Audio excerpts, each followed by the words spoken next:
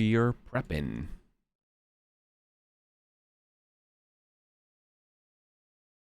Hello, everybody. Welcome to episode, I guess 37/38/ whatever, because it's Pendragon prep, and I'll put this in the regular playlists.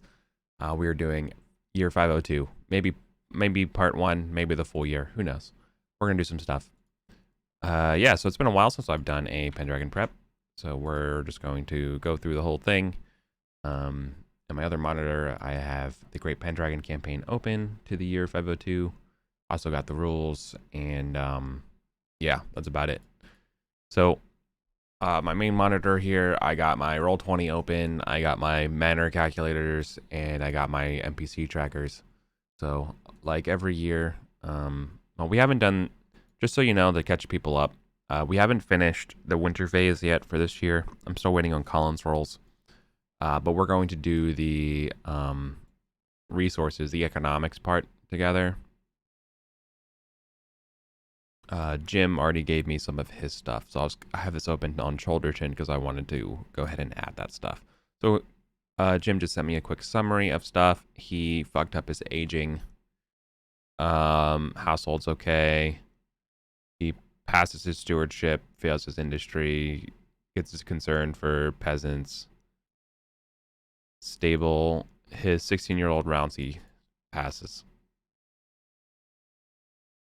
Oh, he's got a baby girl. And training and practice. He's got a battle now at 18. Sick.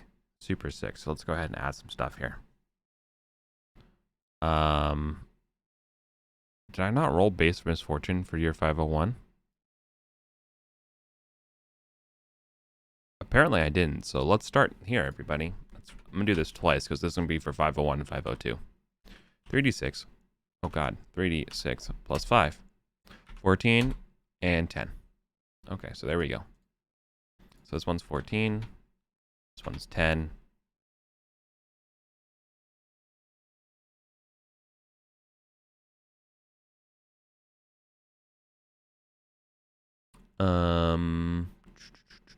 They don't lose anything for conflict because they fought them, protected their manners. Passed this peasant, so that's an additional -5. Let's just roll a d20 -2. Is d20 less than 2 success? Oh, 0 successes. Yeah. Okay, so I failed, which means he has a normal year. So paid tribute. No. Success.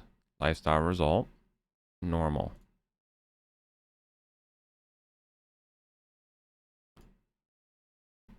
I assume he's going to live at normal.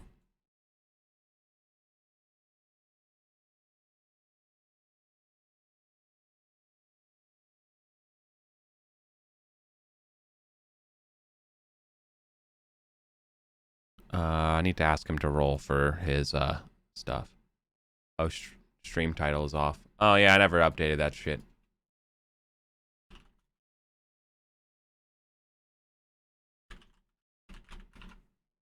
Oops, there we go. I knew I forgot something this morning. What do you guys move cutting the winter phase from the main game? Not lack of interest. I think it's just more lack of time. We're already doing like 2 sessions a year. Or yeah, like 2 sessions per year. And winter phase is like another like 30-45 minutes. It's not that we don't like doing it. We're just trying it out. And that this way we can kind of spend more time role playing and doing stuff through the year.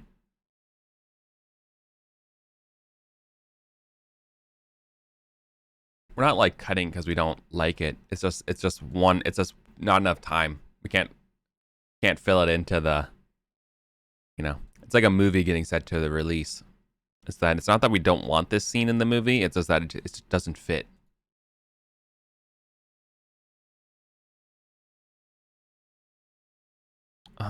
That's a great question, Java.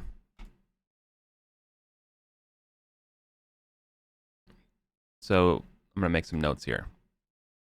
Erwin needs to roll investments and development. I didn't make a note of what he bought, but he spent $15.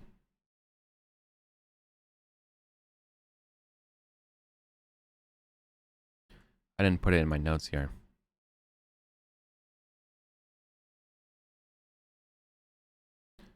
Weird is done. It gives +1 like a field. Sir Afraid took the... Okay.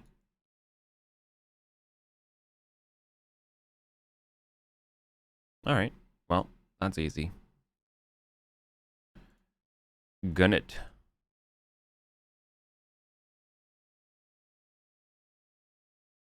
Why does it say 10 for base result here? This is 14. And this one's 10.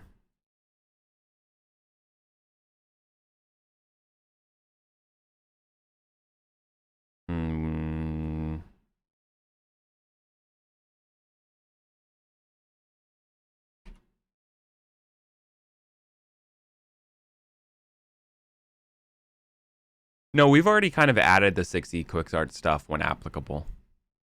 The stuff about how passions work, we're pretty much all in agreement that we're going to use it that way.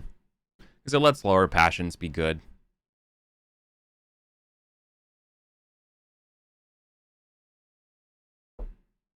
You're right. No. We can do those piecemeal. We're not super beholden to anything. And then Colin needs to roll on some stuff as well. So, you know, we're getting like most of a full winter phase anyways, even when we say we're not doing a full winter. Anyways, let's start doing my favorite part, which is generating the calamities and the conflicts for each character. Gareth still has less glory than Erwin, so I'm going to roll Erwin's stuff first. Calamity roll, followed by conflict. 4 and 1.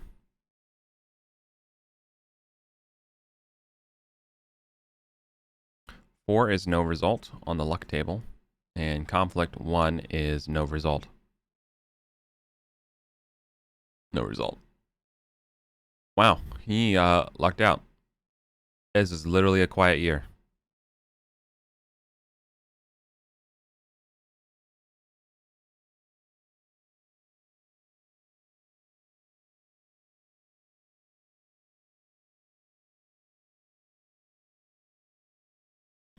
Awesome. Let's do it for Gun It.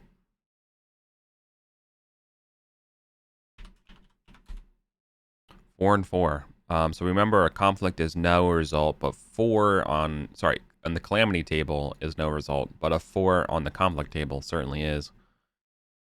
You're rated. Pepperinos. Pepperinos pizza rolls. So, Erwin, no result, followed by rated. Roll for season. Spring. This is where we're starting.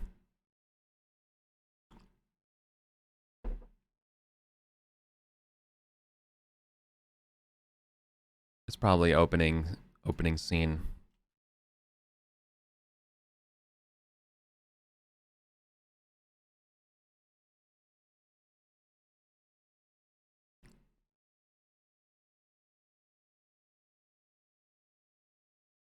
Just making a note. I'll fill it out in a second. Shabam.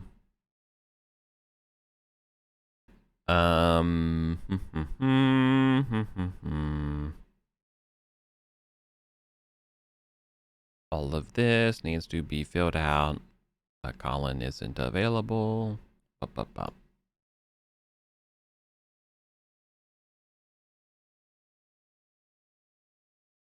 This might be a speedy year.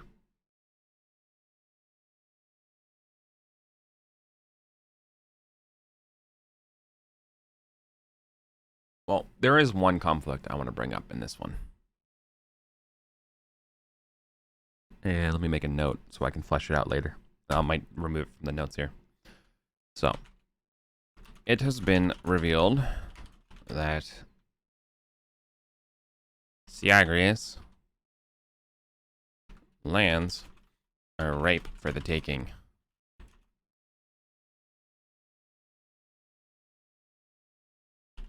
The Saxons are preoccupied with each other, the Angles and the Wessex. I believe it's North. No, it's Essex.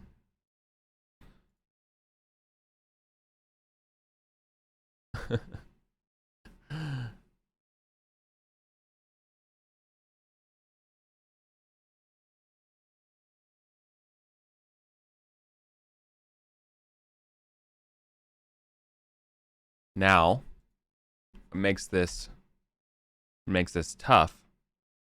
It's acute. That's what I say when that's what an angle sneezes.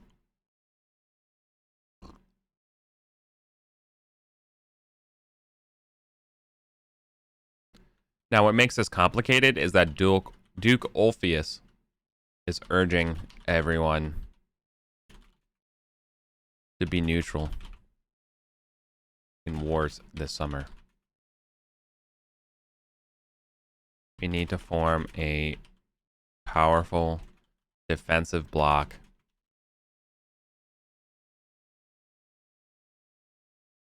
should any conflict spill over. But what says the church? Well, the Archbishop is going to side with Duke Ulfius, but I don't think the church is going to be unanimous here. And so I think it's going to be interesting. The conflict here is that we might see them agree to attack Syagrius, which I think would be sick. But I think, will they do it at the expense of Ulfius telling everybody to not do it?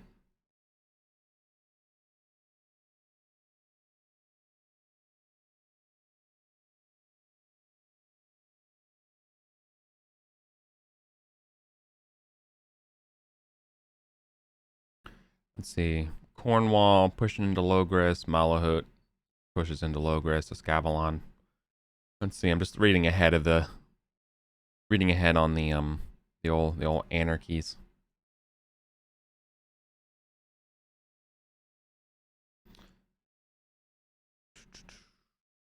Let's see. There's battles. Nah, we're getting near the end of the anarchy period. You can believe it.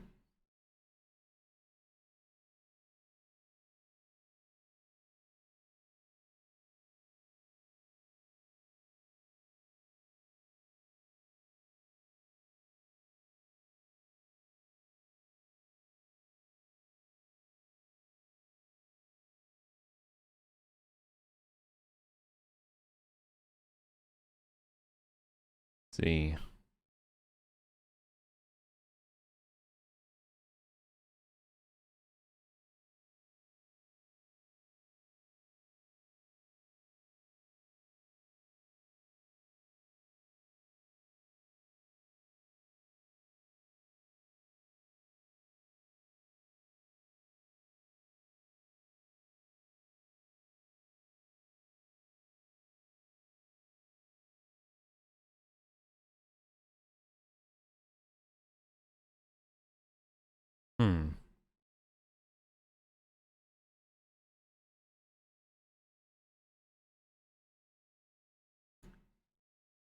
So I'm just reading some minor adventures that I missed before.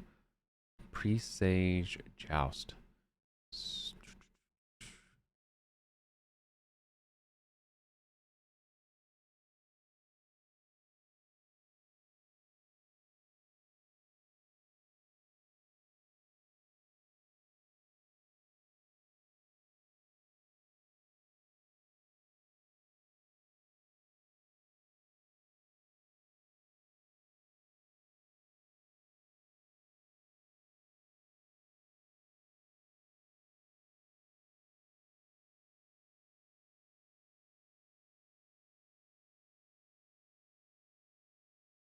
Nope, nothing interesting. I'm sure this is riveting. The Boy King period. That's what's next. Instructions. I mean, the Boy King period is kind of also like anarchy.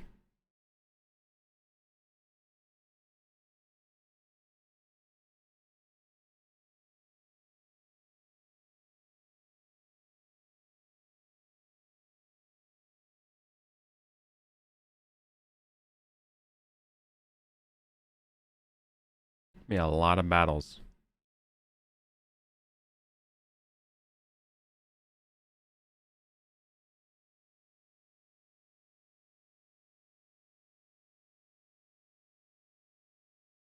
But I mean, I guess most of it is Arthur taking the lead.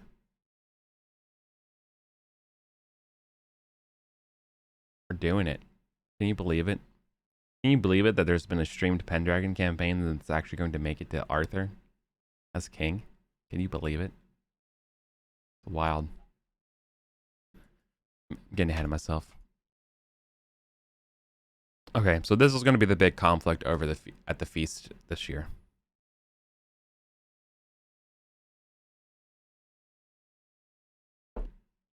Is it a good idea to get people together and fight and take out Siagrius when someone else is like, hey, hang on, let's not do that.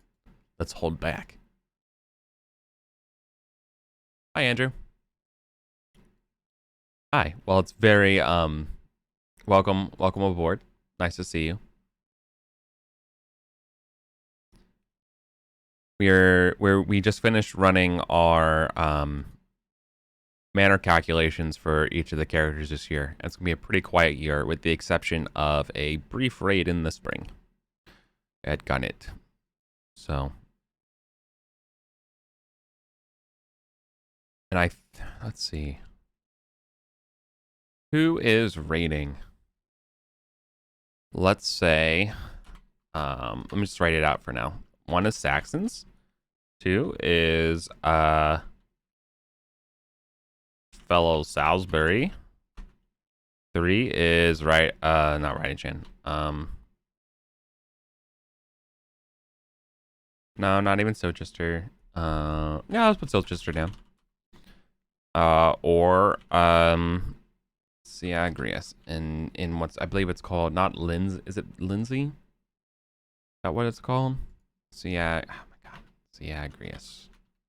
Lindsay. It could just be Angry Serfs. That's a good point. 1, 2, 3, 4, 5. /R. D5. 3. Silchester raids. Okay. Silchester. So this is funny. So Silchester is going to raid, and furthermore, they're going to be like, Silchester is going to tell you to not go in this war. Oh, this is great. Perfect. Sometimes it'd be like that. All right. Now I'm going to figure out who in Silchester is doing it. Let's say it's on a. Let's roll a d6, and on a 4, 5, or 6, it's the Earl of Thornbrush, Statirius. So let's roll a d6. It is Statirius.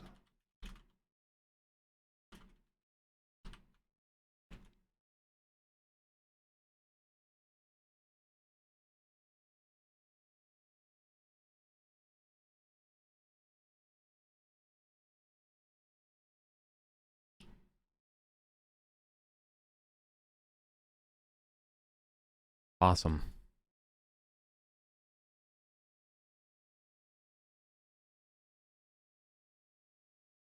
Look at the map. For Winterborn Gunnet to be raided, that means all these dudes have to gotten hit too, basically. Pretty much everyone through the Harewood. So let's talk about it. Statirius is raiding a detachment from a larger raid in the Harewood. Has reached Winterborn. Gun it.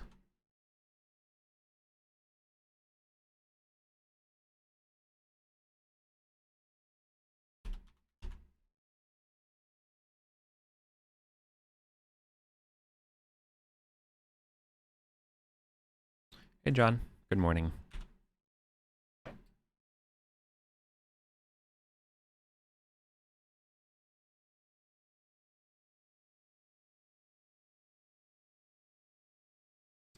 Huzzah. Let's figure out who this knight is, because it's not going to be Satirius himself, right? Obviously, it's someone else. Mine Dog. Male knight. So it's Mine Dog.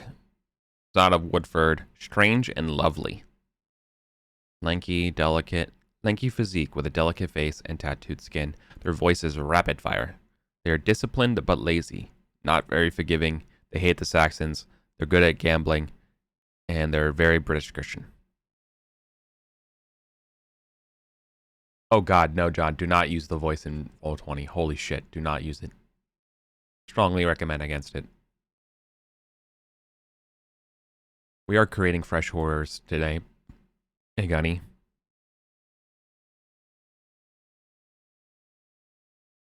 So let me just chuck this guy into the list of random people.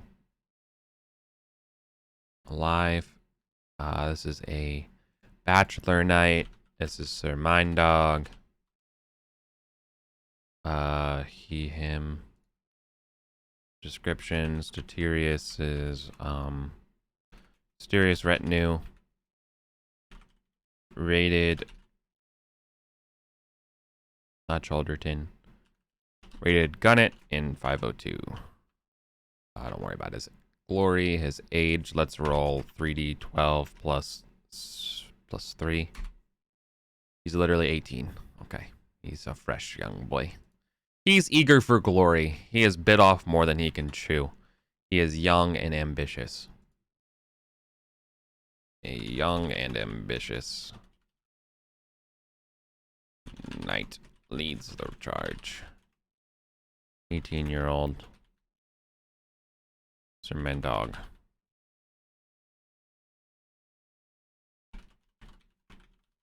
So he is a bachelor knight. He doesn't have his own lands. He thinks he can come over here, clap some Salisbury cheeks, and get out, and for his daring do be rewarded a manor.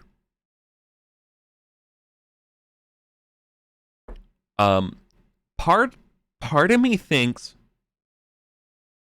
that I just want to, like, the question here isn't whether or not they defeat the Raiders.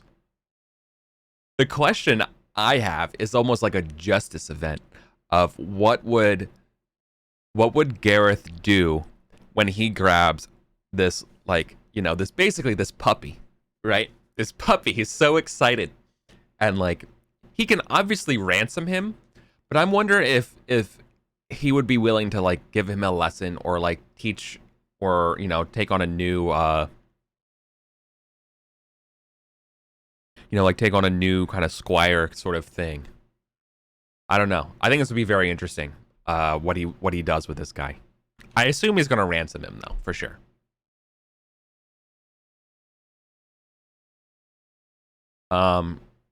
Which also means this is good because this means Statirius at the feast. Yes. Lord Statirius of Thornbrush Castle is here.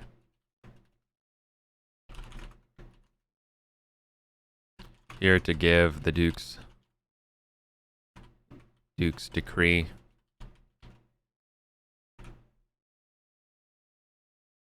Idiot friends after drunk glory. It's so true. And it's what makes this game so good. What makes this game so good for me is that, or one of the many reasons why, is that now I get to present scenes and scenarios where at one point in the game, it would be perfectly reasonable that the players were this detachment running and raiding and like reaching out and trying to get extra glory.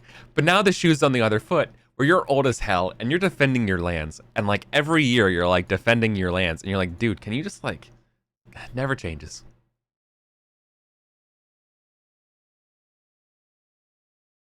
So, is this a teachable moment? Is kind of what I want to know from Gunnet being raided. This guy's worth like nothing. So let me look at the Pendragon rules. Let me hit Control F for ransom.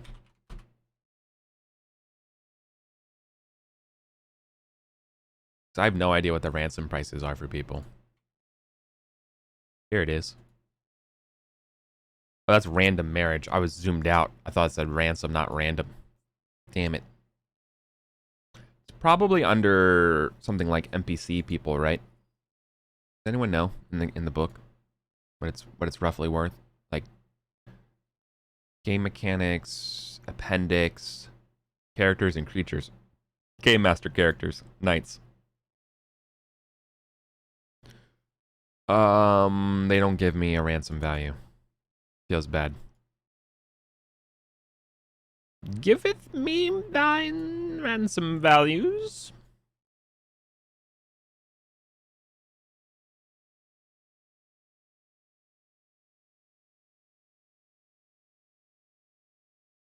Maybe it's under matters of wealth.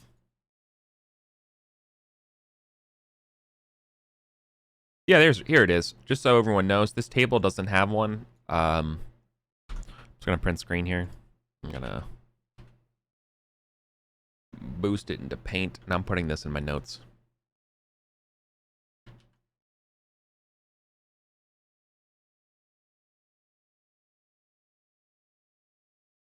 What bam.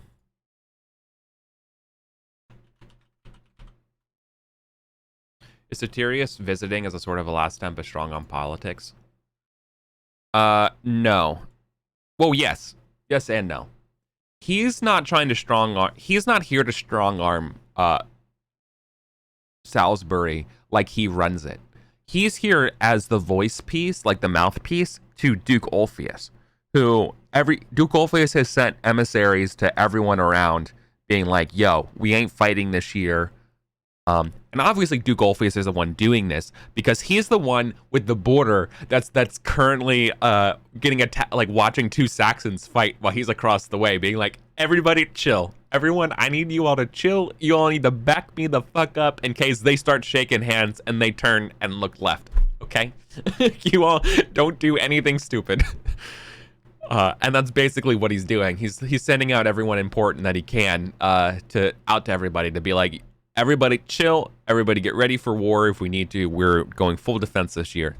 While obviously Salisbury wants to do something different, right? Salisbury's like, well, hold on. Syagris is ripe for the plucking. What if we hit him? Do you risk it? Do you risk the ire of Duke Ulfius should things turn bad? Do you heed his words and wait another year? Does your quarry slip further through your hands? What would be the strength of Syagris next year? These are all questions that our knights must decide and discuss over Easter this year. I'm excited. So that's the big one. Let me start making some Goss rifles. So the first one here is I don't need to be bolded, Angles, and the Essex Saxons are fighting over London. Yeah, it's also diplomatic, right? Yeah, very much so. Engels and Essex Saxons are fighting over London. 6 strats. Let's see here. Other gossips. I believe there is something about Malahut and Escavalon are fighting. Let me just check the Great Pendragon campaign. Yeah, here it is. King Nantiliad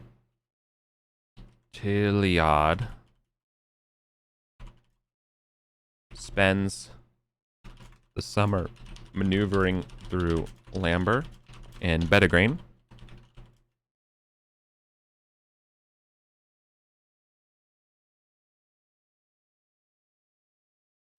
Duke of Lindsay doesn't meet him in the field. The question... Oh, sorry, this is gossip. So, will the Duke of Lindsay meet him in the field? It's sort of a big question that people don't know the answer to. They're like, well, King Lantanalot, after clapping the cheeks of the Irish, what's going on with the rest of him? Because he is obviously... He's big rivals with... not Lothian, Malahut. That's like the Northern Kingdom again. So like, bop bop bop bop bop bop bop bop, transition, right? So bop bop bop bop bop bop bop, bright colors. This is a Scavalon, right? The Scavalon is going into like this area, right? They're like going out and fighting this stuff. Malahut has all this stuff, and they're like fighting over this area right here, right? Lambert and Bedegrain. And so the question is whether or not this guy is going to go like, what up, dude? It's your boy. And stop him. The open question, right?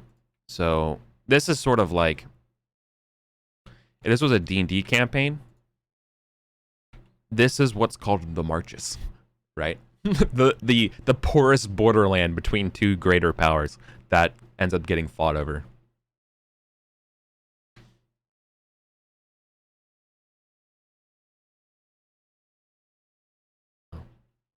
So that's a big one.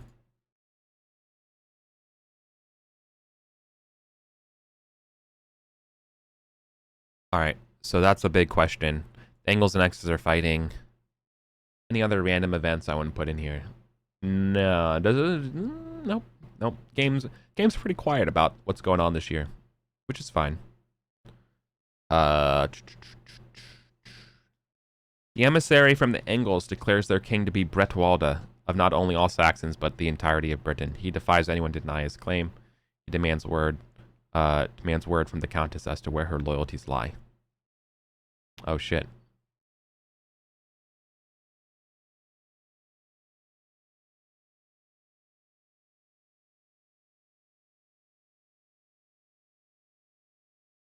So that's why they're fighting. Okay, so at the feast, Angle emissary to announce that his king, I have no idea who his name is. It just says an emissary of the Angles. I don't even know who the Angle fucking lord is. Here we go. Saxon kings of Anglia is Quickhelm.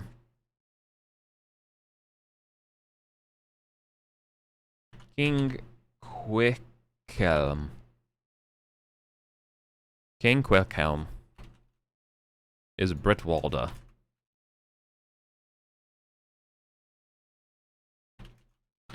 Asks where your loyalties lie. This might be actually be an intrigue. This might be afterwards. No, I think it'd be pretty obvious and as guess that's what he's here. He's here to flex. I think he's here to give people stuff too. Gives everyone 1 librum. I think the idea here is he's literally like throwing out money.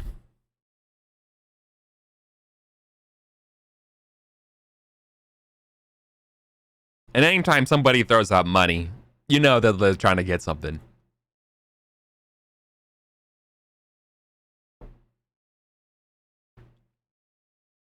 So I think that's pretty good. I need a Saxon name. That's not a Saxon name.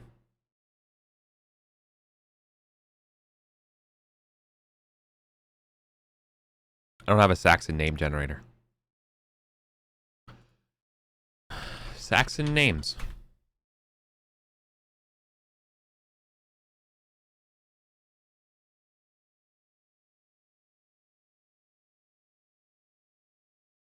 What the fuck?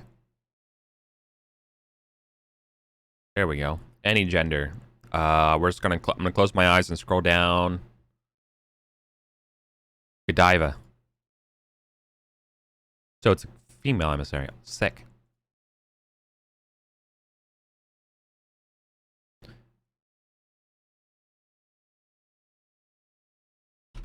Godiva. Hello, everybody. Hi, Starter. Hi, Arbilin. Welcome aboard. We're doing our preps.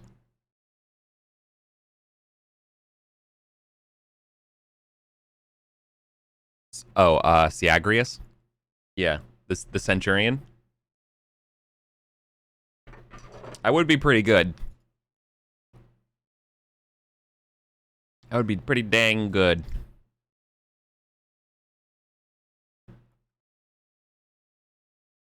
I wonder if they would.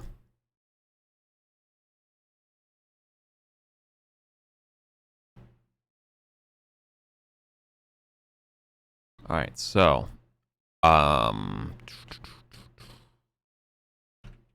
poem goes here.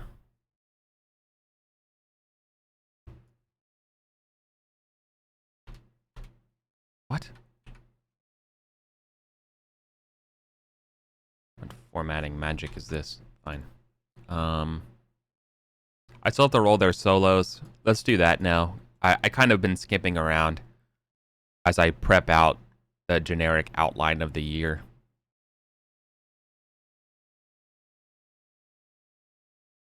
Oh, I need to make a note here. Erwin gets a cat. It's a lucky cat.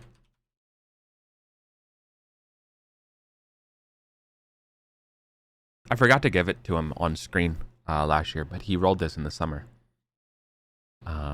He gets a stray cat that gives you a heads up on weather, which gives you a -5 to fate checks, which is incredible.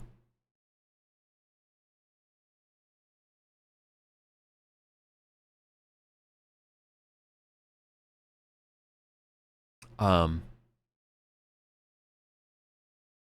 know exactly what this looks like. I know exactly what this looks like. Okay, hold on a second. Let me write it down. It's not under opening scene. I think this will just be under spring.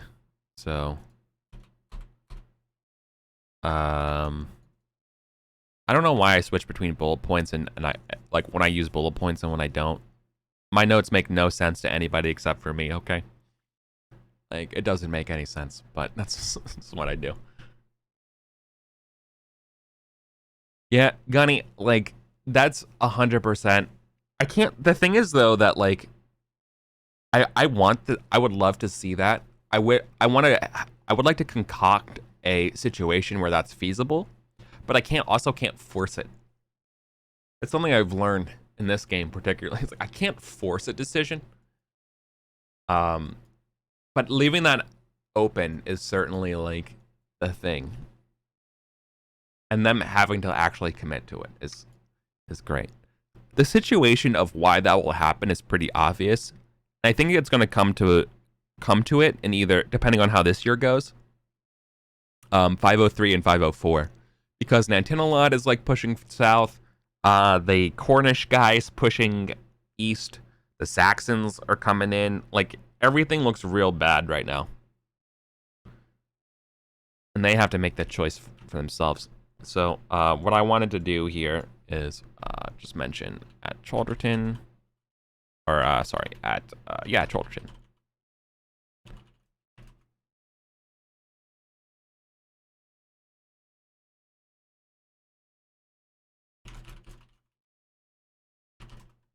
Is a dead rooster.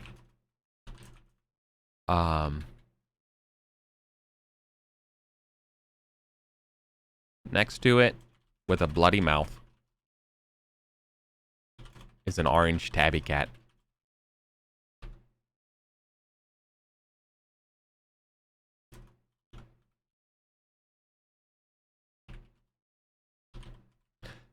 Tail swaying proudly. So, it's a dead rooster. It's the lazy rooster. So the lucky cat kills his lazy rooster. And that's how I'm going to present the lucky cat. So he knows it's good. And if he doesn't, it's fine.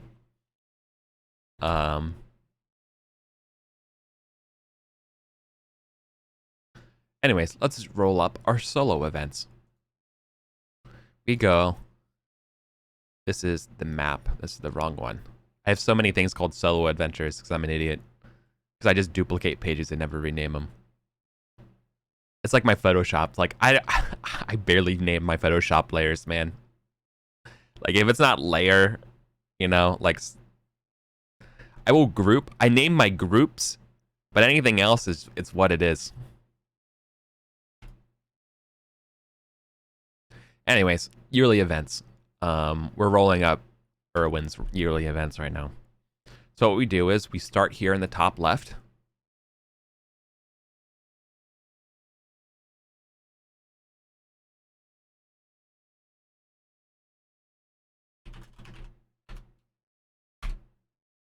$16, bad fortune. We go down here. He's landed, so D20 plus 10.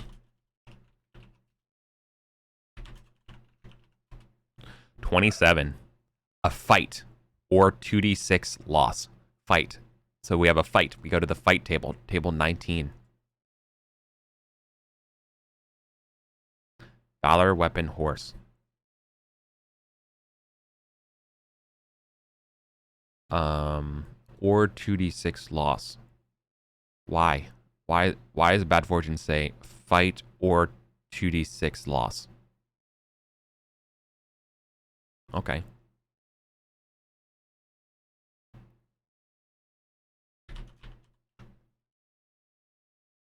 Or 5, or lose 5 Libram. Let's see. Okay. Who would Irwin fight?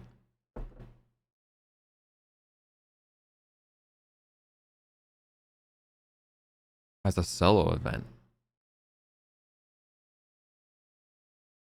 Yeah, I think it's judicial combat. I think that's exactly what it is.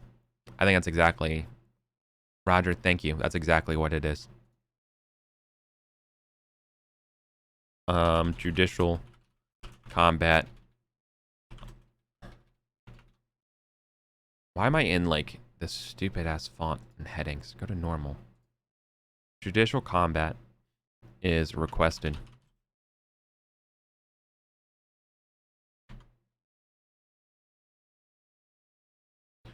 Do we have somebody I can use? Satirius Knights.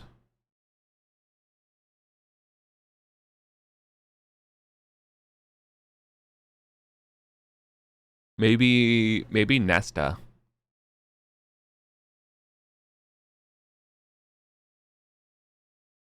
No, I'm thinking it's Knights. Because I think Knights are the ones that can really request trial by combat.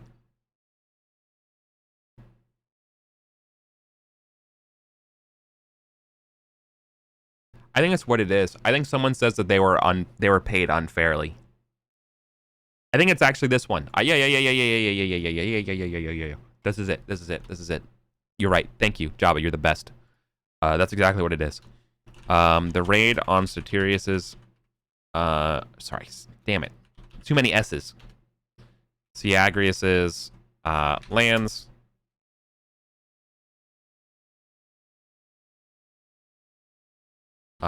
Left much to be desired by the raiders. They feel... One feels they were stiffed, proper glory, and money.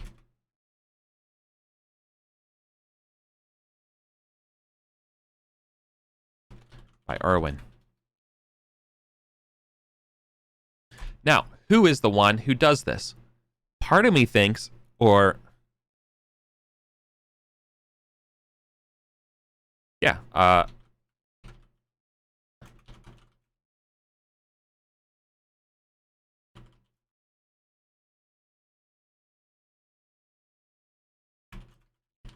I think I'm gonna make it Cernesta. Her proper share. Because I think this is very important. Cernesta is sworn, and this is like if your Earl didn't pay you, and like this is a big deal.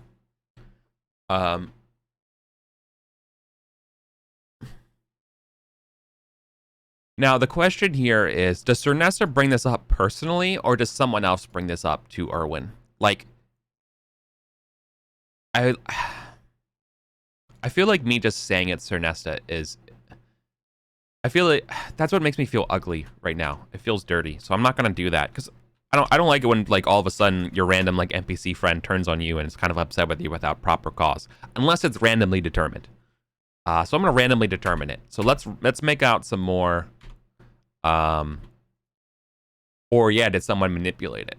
Yep, that's another good point. If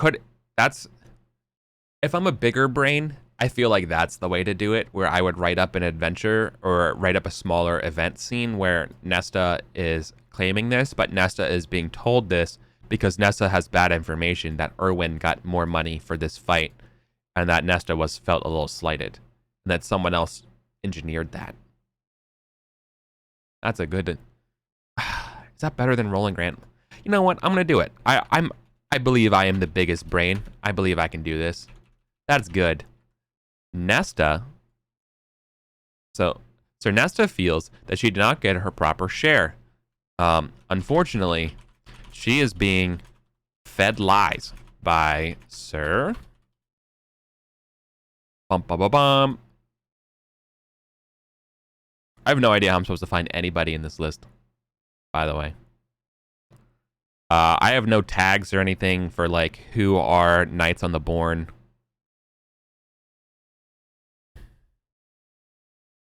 I'm just looking for anybody. Sigbert. Sigbert's definitely one of them. 4 Knights, Sir Gwen.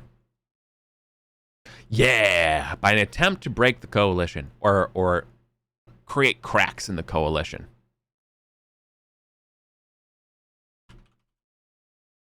Sir Gwen of Ford. Map says. Map. Ford. Remember?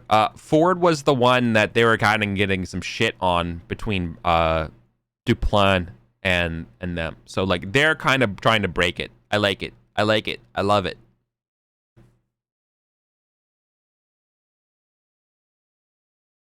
Being led by lies, Sir Gwen of Ford. The raid on Ciaris's lands left much to be desired by the raiders. One feels they were stiffed. Proper glory and money by Erwin.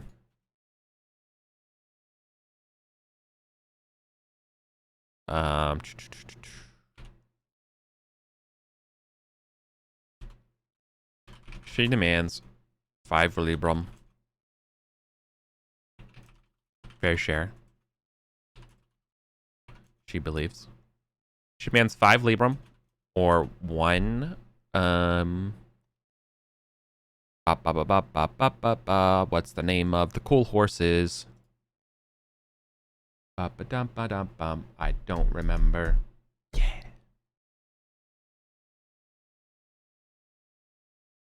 What's the name of the good horse? I don't remember the type of charger. Or 1 charger.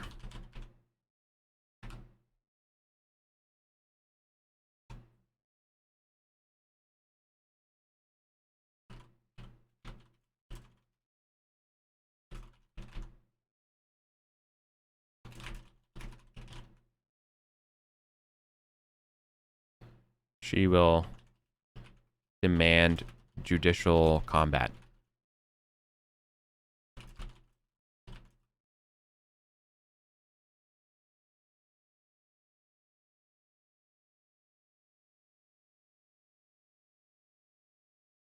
Okay, the raider on Ciaris's lands left much to be desired by the raiders. One feels they were stiff, proper glory, and money by Erwin. Cernesta feels she not earned her proper share.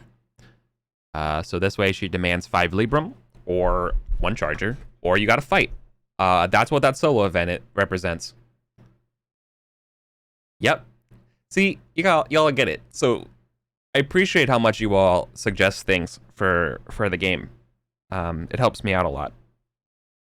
This idea that it's bigger than what it is great, and we can make it bigger than what it is. Like, I'm not gonna tell Jim that she's being fed lies. She's gonna say that she heard that other people got more than her, and she doesn't know what she did wrong. And, you know, perhaps it was just a mistake, and that if you just paid me the 5 librum, it would be fine. So cool. All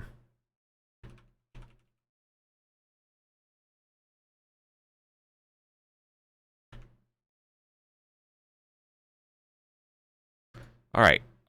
Sick. Let's do Gareth solo. Oh, Colin's here.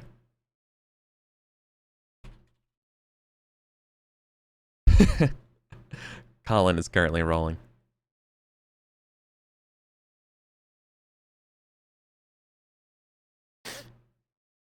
Uh-oh. Uh-oh. Someone got a 1 on the survival roll. Oh, hey, my mom just died.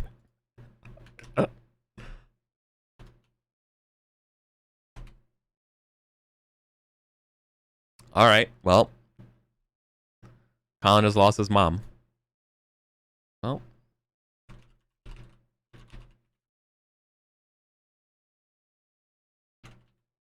Well, I guess that's going in the game. He literally just saw it live, everybody.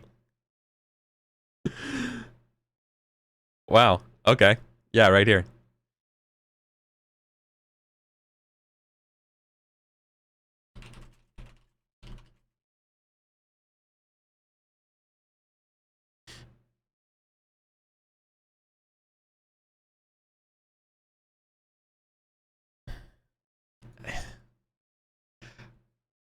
No, I think she's gonna have to. I don't know.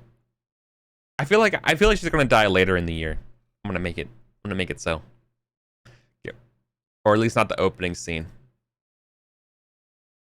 But yeah, Gareth's mom passes away will be before Easter. What other events do I roll for him? Solo adventures.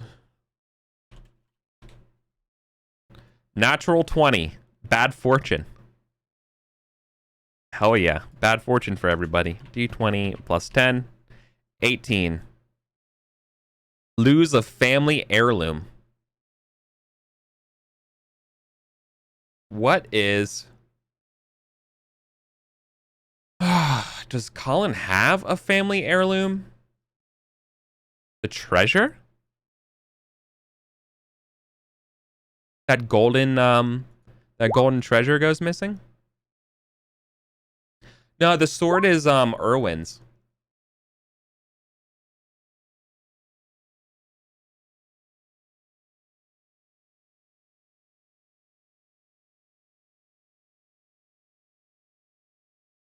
Yeah.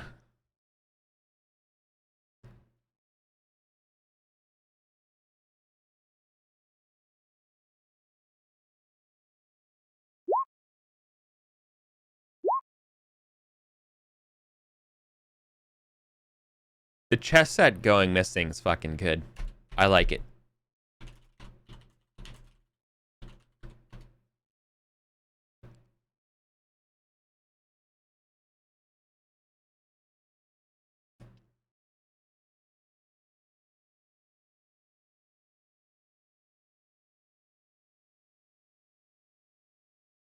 Yeah, I think it's the chess set goes missing. So Gareth's mom passes away.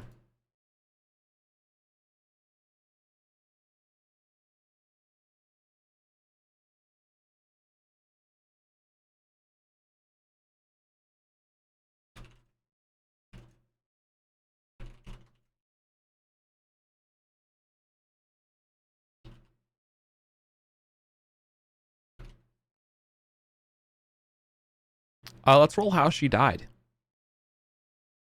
Winter phase. I would love it if one of their kids stole it. Cause of death, female. Cause of death, male. Cause of death, female. She is an elder, so /RD6. Decrepitude. Died from aging. She died of old age.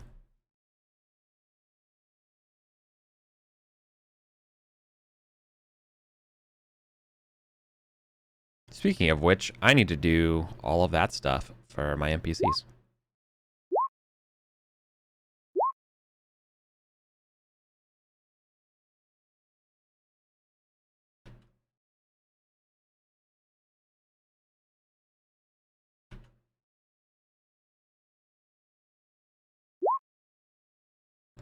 Any ones? Any ones in the chat? There's one. There's two. There's three. There's four. There's five. Oh my god.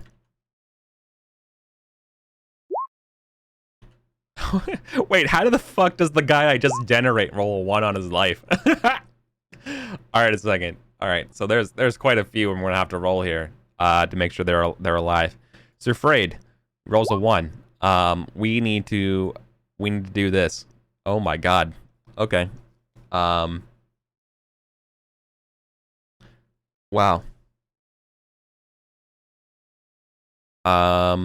We have to go back. We have to go to here. So on a...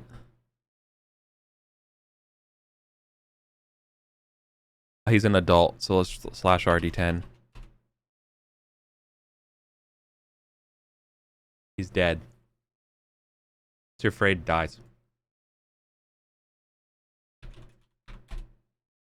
5. Violence.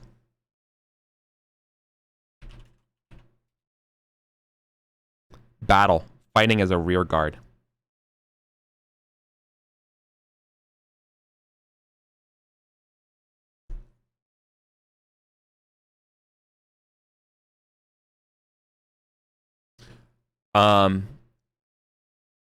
Perhaps he succumbs to his wounds from the raid.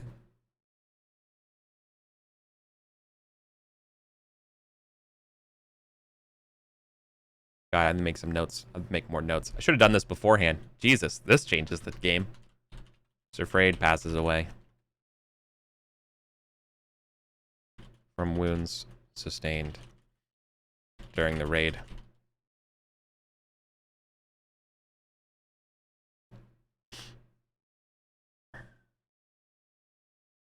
All right, well, we got a bunch more NPCs to kill.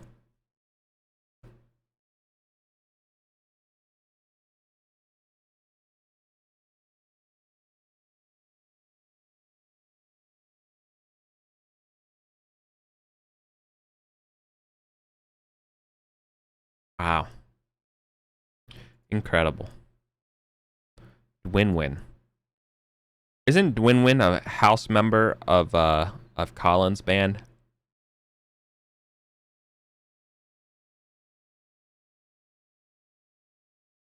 Yeah, I don't have to roll for Dwinwin. Dwinwin's safe because that's an NPC that I technically don't roll for. That's in my list. So they make it okay. Where am I? Where am I? They're okay. So here's what we're gonna do. We're just gonna say red. They auto pass because they're not someone I roll. Melangel.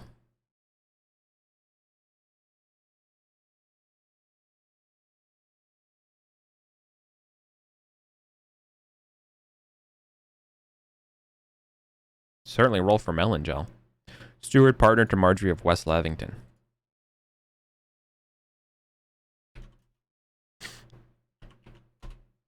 They're alive.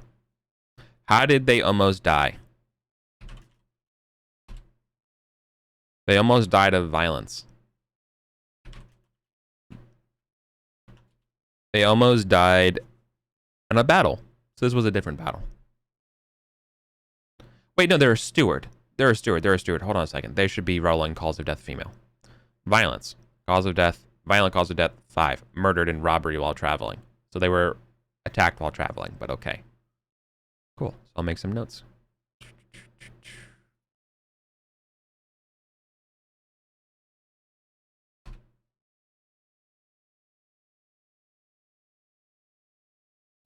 Melangel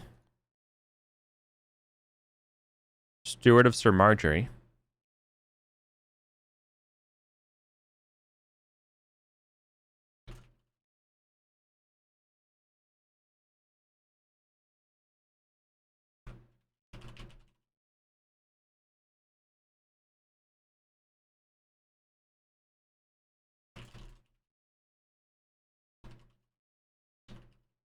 She was grievously wounded, but everyone is optimistic. Recovery. And recovery uncertain, but optimistic.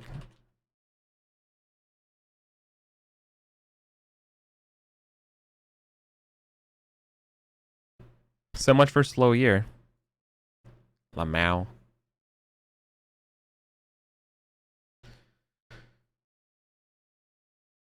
So, new manor. So that means Sir Frayed. Does Sir Frayed have a kid?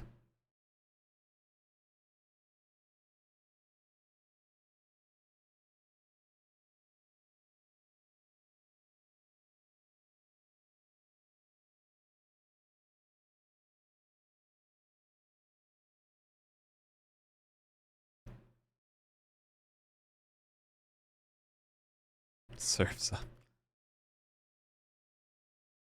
Wait, that's Cadlow.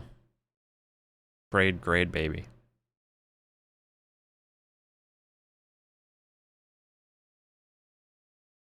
Oh,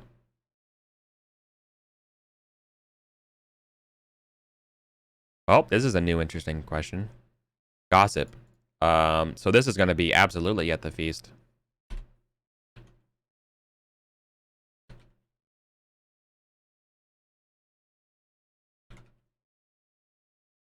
His son, Sir Cadlow,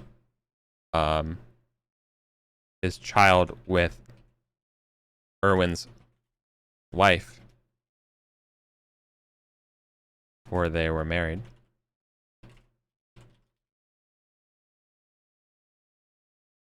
is 13. Currently a squire. Who runs that manor?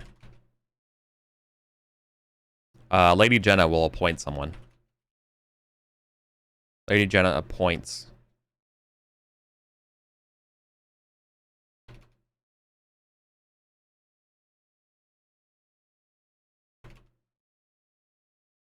Squiring.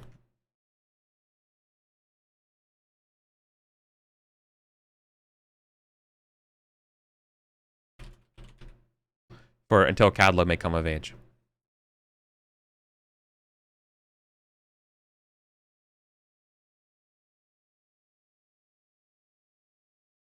They should appoint one of those squires that I wrote up a million years ago.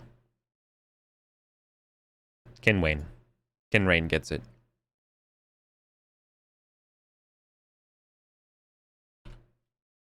Because guess who's not giving up that manor?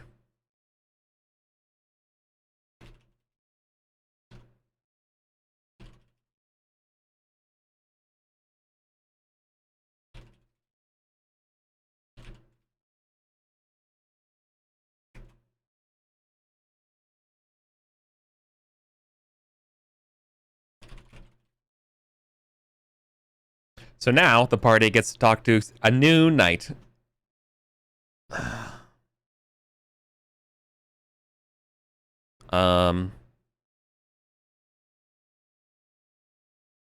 So again, so Sir Frayed passes away. Fucking so many people. Colin. God damn it, man. What's her name? What's her name? I cannot believe they lost.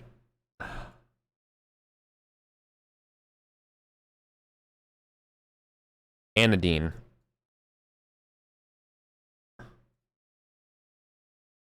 Hello, darkness, my old friend.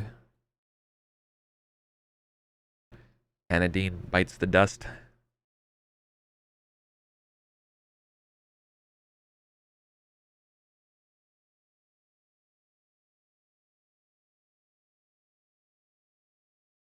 Where is Frayed?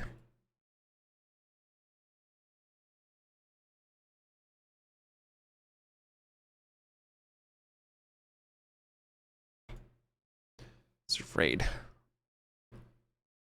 Ripperinis. We still got more killings. We're not done yet. Should work in the trial of a corpse. Maybe. Maybe. Melangel's safe. We rolled Melangel's. Gwelligid. Is Gwelligid a family member of somebody?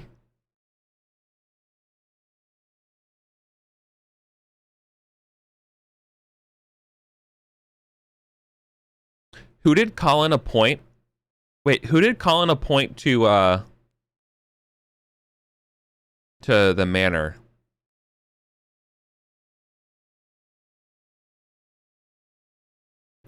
The brother?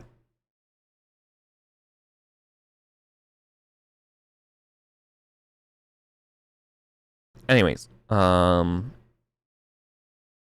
I looking up again? Gwelligid. Is Gwelligid a family member?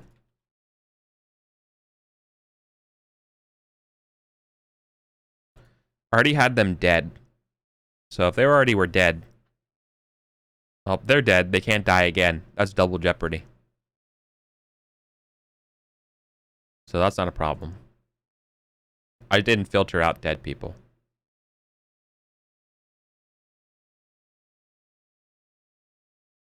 Helid.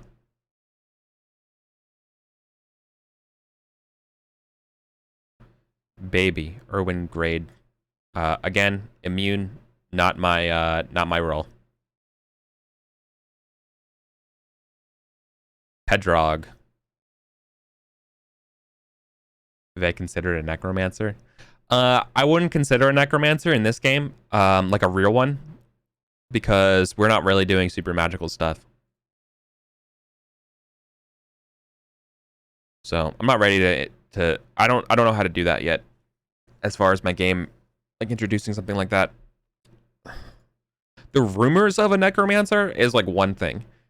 An actual necromancer is another. Like the same way, like I'm treating fairy as very different and very weird. Speaking of which, that reminds me, I need to put in the notes of yeah, we already have our one. Morgan the Bard goes to London for researching. Returns this winter. Researching. Old armor.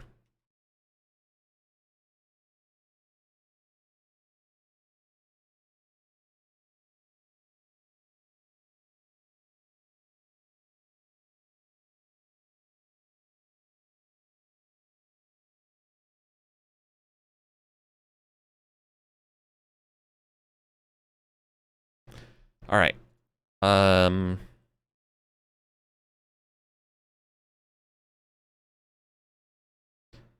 We have a lot of gossips.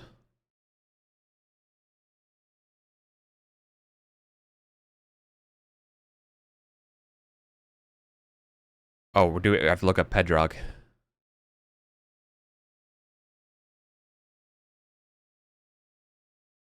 This is Colin Squire, which I think Colin rolls for.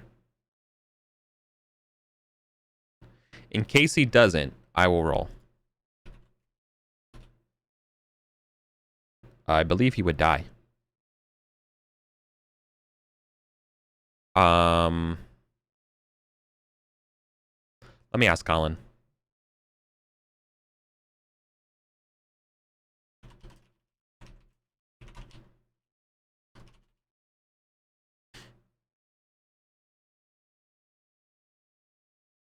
Or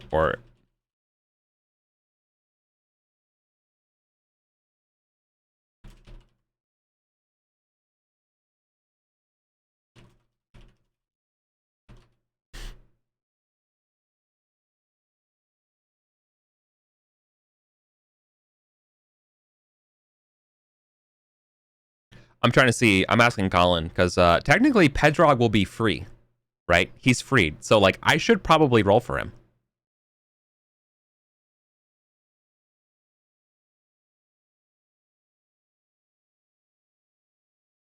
And that's true, then he's dead.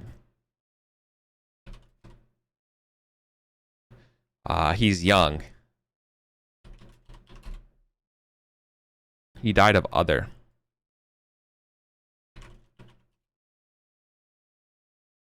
He died in a riding accident.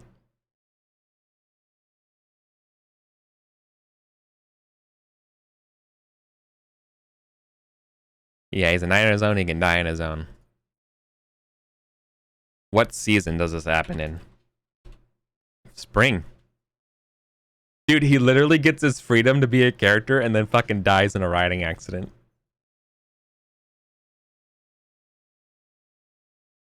God damn. Gossip.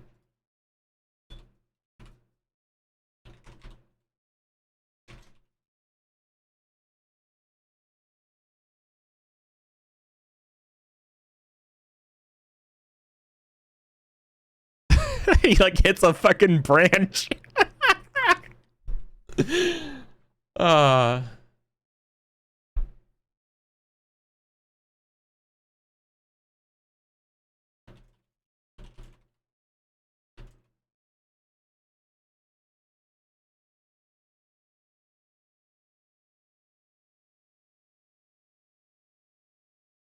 Nah, he made it a little further than that. He died out in Escavalon.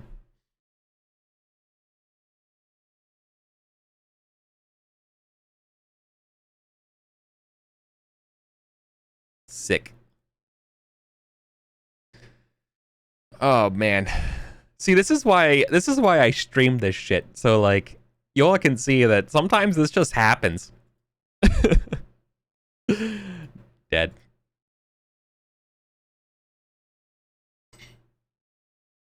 Anwar. Who is Anwar? Satirius Knight. He is an adult. He also dies.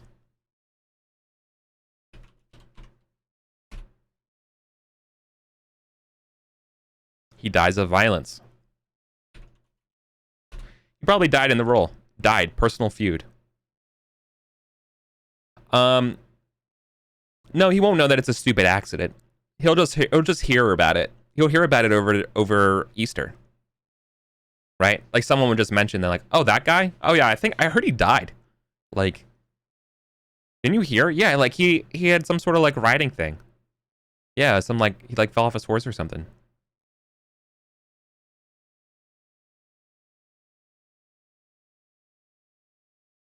All right, so this guy died in a duel.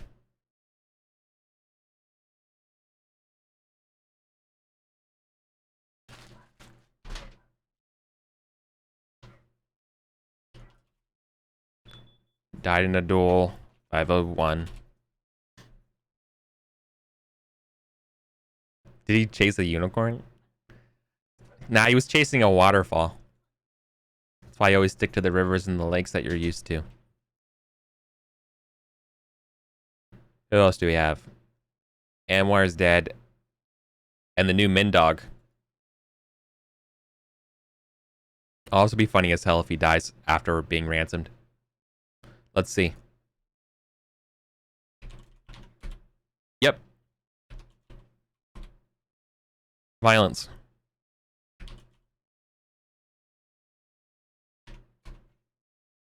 Battle while fleeing ingloriously.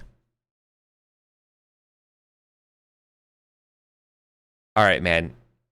There's literally a 50-50 chance that you die when I roll a 1, and every single one of them has died. So this guy's gonna die later this year.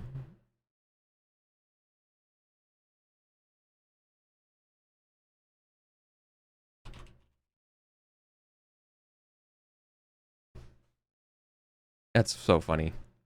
Who did Colin appoint to the Infiefing?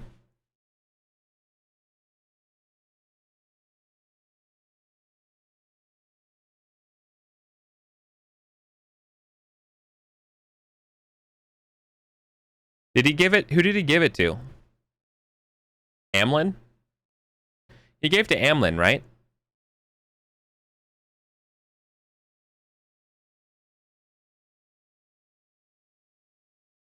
Wasn't Guerdnerth.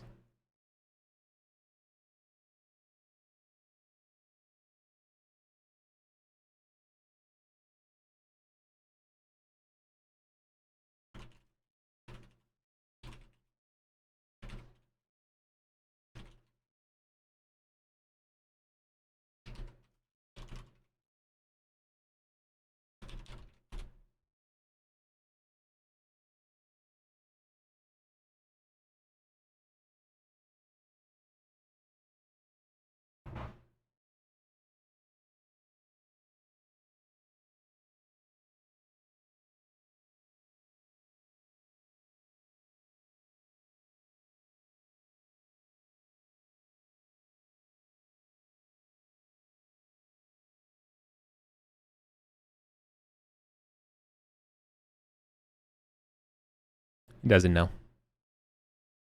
I can't remember either. My brain's totally blanking. I'm thinking gave it to... Because that kind of morphed into releasing Pedrog. Which I guess we need to come up with new squires for them as well.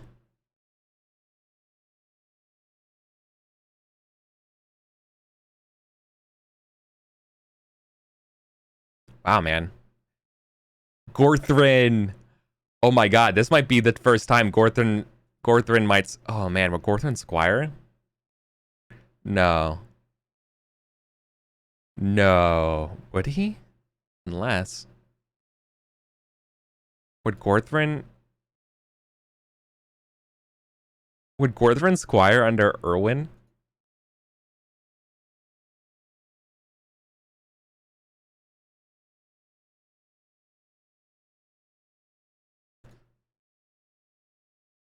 Yeah, it's this year.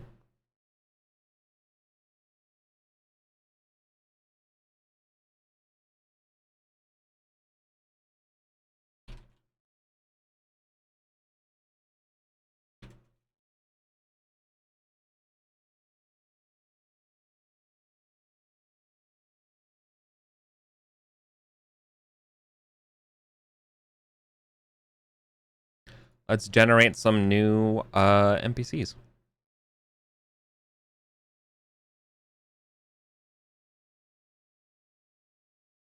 Male knight, so we get another Cadlo, tattooed and sexy. Willowy physique with a delicate face and perfect skin. Their voice is precise. They're kind of just whatever. So I guess they're pagan.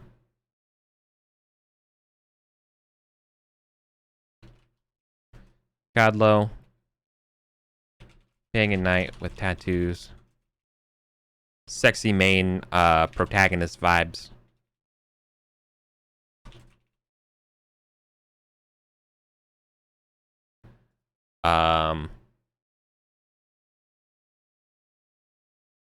Pretty average.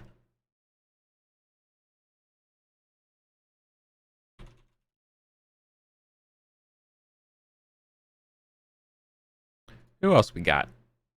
We got a Gwenevy. Gwenevy. Oh shit. Gwenevy. MB Knight. They. Why is my formatting like highlighted? They are athletic. They have a bad eye. Athletic. Have a lazy eye. They're ripped AF.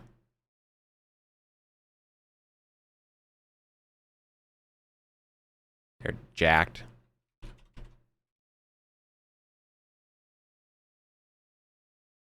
Gregarious but whiny.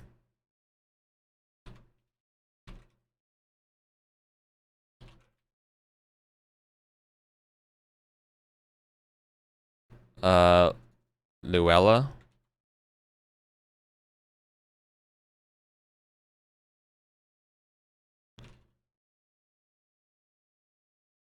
Luella is long hair, sinewy with an impish face.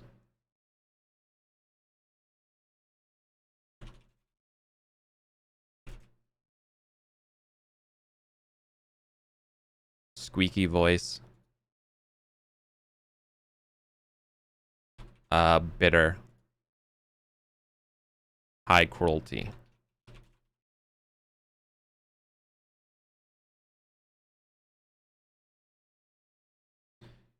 And then Tellery.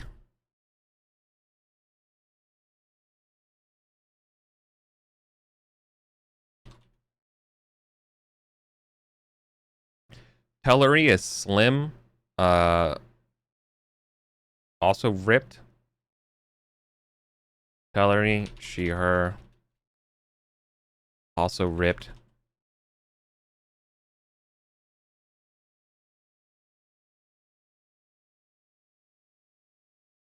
Stuttering voice. Cautious.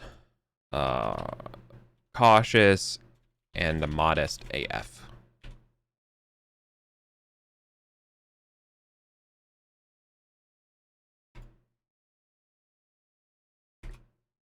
Do we have traits for Gorthrin other than big boy?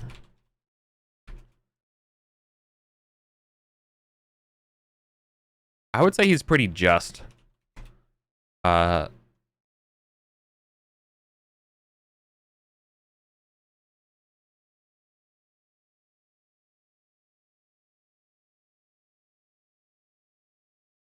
Just and valorous. Just valorous.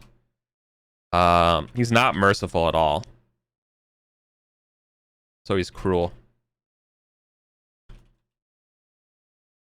So what do you get when you get picked on? You fight back. You become cruel. You don't take no shit. It's not merciful. Yeah, sure, for sure. Yeah. Hell yeah. Alright, so we got squires to pick from.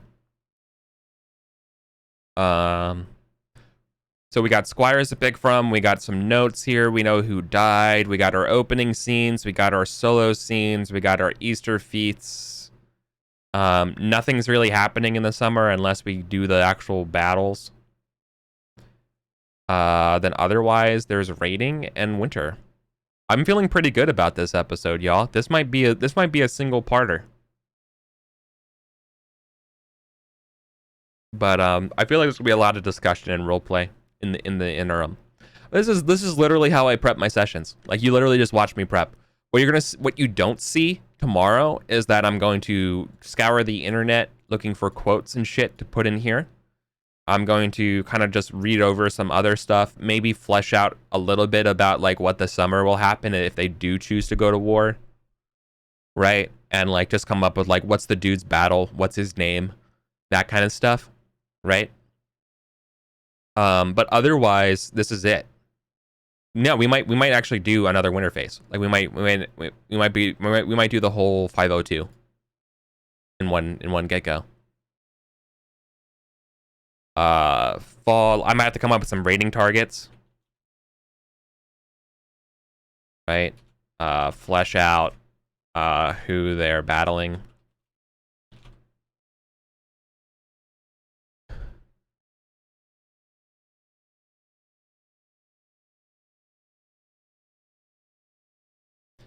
But like, I think I'm pretty much done. You know, about 90 minutes of prep.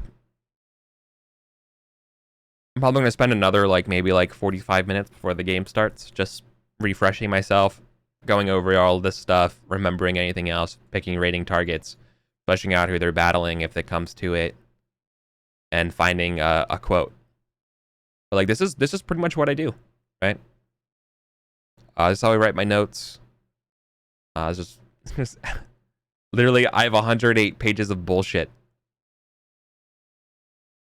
All right, I do a lot, but like each session is what I do. All right, y'all. Yeah, he did instill lessons. I just wish I wrote them down. That's the thing, is like that's why I don't want. I want to make sure he's okay.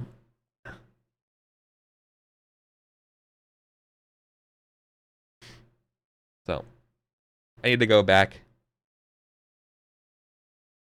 I might need to go back and look through the sessions for those sort of notes.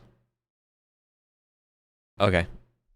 Well, I'm gonna call it here, y'all. I'm gonna go eat some breakfast. I'm hungry. I've done this for today. I'm gonna upload this to YouTube before tomorrow's session. So thanks everybody. Have a good one. See you tomorrow.